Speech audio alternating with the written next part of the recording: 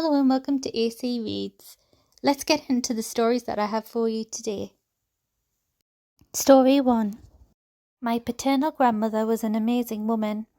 She did so much cool shit in her life and suffered the murder of her son.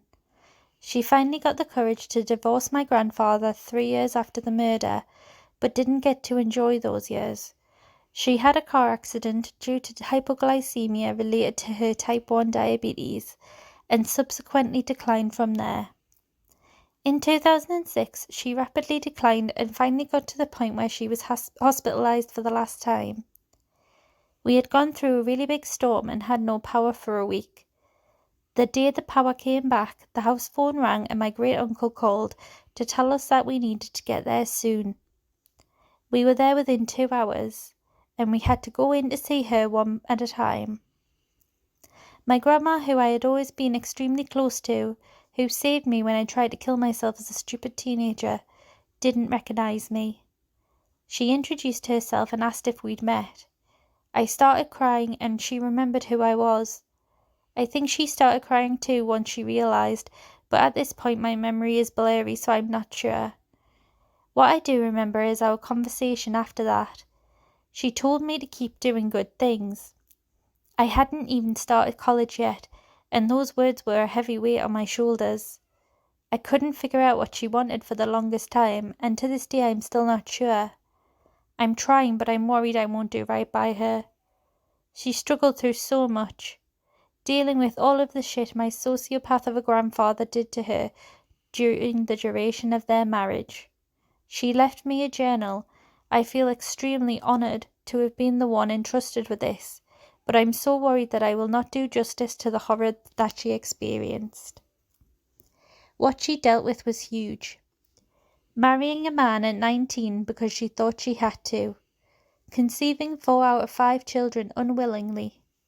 Almost being forced to abort the 5th child because her husband didn't want to support it and lied about getting a vasectomy. Finding out her husband had a secret mistress out of state for over a decade. Dealing with him hiring arsonists to burn down not only the family business, but the family farm, with all of the most precious family heirlooms in it. Enduring the violent death of a child and his wife, and just everything beyond that. She was the most amazing woman. She died at 62 and she was finally free.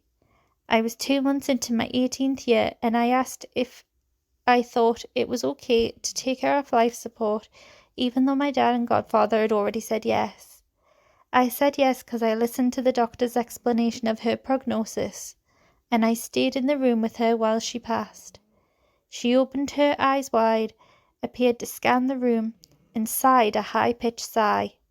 I can still hear it in my mind, and it sounds just like the sound my dog makes when she's highly anxious for something. I don't feel good about it, despite the doctor telling me her appearance of scanning the room was likely just a neurological response. I believe that I've encountered enough people dying at this point in my career to know that this does happen. I just can't help but feel like I let her down though. I hear her sigh in my memory and I feel like I should have done something for her, even though I know there was nothing left. Anyway, I miss her so much, and she understood me like no one else in my family did. Story 2. 4 years, my grandma complained about how Grandpa cooked eggs. My mum would also tell me a story about how she would hold the eggs my grandpa made her in her mouth and spit them out when she got to school. When we were younger, my grandpa would make us eggs if we slept over their house, and I thought they were fine, but my grandma would never eat them. It was funny because my grandpa didn't care. My grandma got sick and was in and out of hospital, and she would tell the staff how much she didn't like my grandpa's cooking, especially the eggs. My aunt was the last person to visit her. I was supposed to see her that Friday. The night before she died, my grandma admitted she actually liked Grandpa's eggs. Story 3. My parents divorced in the early 90s. Both Dad and Mum remarried. Custody of me and my sister was split, which was unheard of in Texas back then. It used to be that all kids went with the mother. The person my mum remarried was a drinker, and yet a fiend, And I'm being serious here. He was verbally abusive, mentally abusive, and he even tried to be physically abusive with me once. I damn near caved his head in with an old iron-bottom box phone when he pounced on my mum and proceeded to beat her in front of me. According to the accounts of my half-sister, since I wasn't there, my stepdad truly regretted attacking me verbally and physically, saying the only reason he held such animosity and hatred for my presence there 3 weekends a month, court-ordered visitation rights for my mom, is because he never felt like it was his family. That my presence reminded him and my mum of my mum's previous marriage and life. My half-sister said he apologised for all the things he has said and done to me, but in my honest opinion, I think he was just trying to clear his conscience, knowing things were coming to an end. Story 4.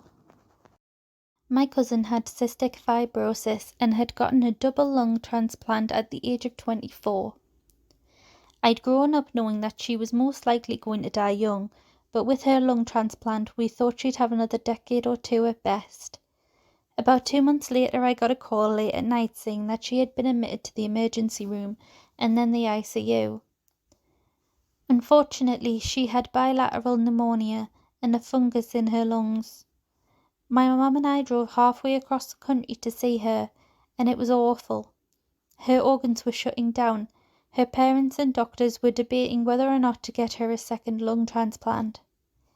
She had decided not to go to college, instead trying to do different things in life, because I think she knew her time as an adult was limited. She went to Disney World with the Make-A-Wish Foundation. She wanted to see the world, do everything that she could. So when I came to see her, I sat and rubbed her cheek, pretty much the only spot on her body that wasn't bruised or had tubes running in and out.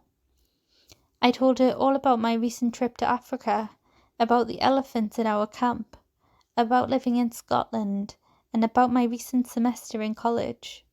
I told her, "It's okay, I'll do everything for you." She opened her eyes and smiled at me, then closed them again. It was the last time I saw her awake and alive. She died a few days later. She got the second transplant, but she never woke up.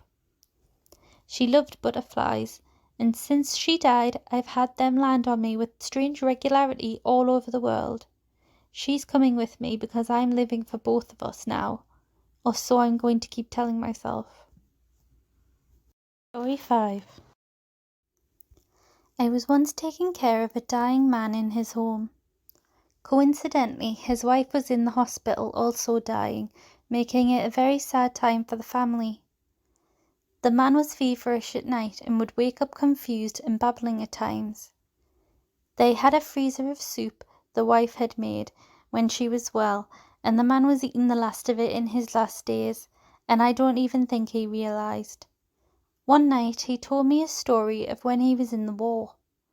A paratrooper from the other side had landed in his territory, and his parachute was caught in a tree.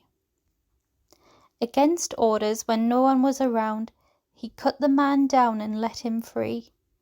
He asked the paratrooper to fire his gun when he was safe on the other side and let him run away, but he was saddened when he realised he had never heard a shot. The man broke down telling me this, and told me how he thought of it often, and he really hoped that the man had actually made it. He'd never told anybody else this story, and the man passed away a couple of days later. I've held this story close to me since. Thank you for listening to AC Reads. Please subscribe if you'd like to see more videos from me, or you can also listen on our podcast, which is linked in the bio. For now, have a nice day and we'll see you soon.